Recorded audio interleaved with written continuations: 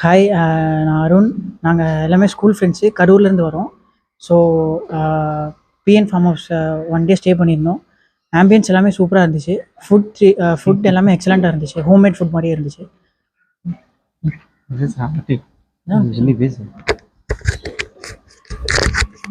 Hi, நான் செந்தில். நாங்கள் கரூர்லேருந்து வரோம். நாங்கள் எல்லாம் ஒரு ஸ்கூல் ஃப்ரெண்ட்ஸு. ஒரு வீக்கெண்ட் வந்து ஜாலியாக ஒரு வைபாக இருந்துட்டு போகலாம் அப்படின்னு சொல்லிட்டு வந்தோம். ரொம்ப நல்லா இருந்துச்சு. ஹாய், என் பேர் கௌஷிக். எல்லாமே சொன்ன மாதிரி ஸ்கூல் ஃப்ரெண்ட்ஸு, கரூர்லேருந்து வரோம். ஸோ வந்து எல்லாமே எங்கேயாச்சும் என்ஜாய் பண்ணோம். பெட்ஸு வந்து சூப்பராக இருந்துச்சு.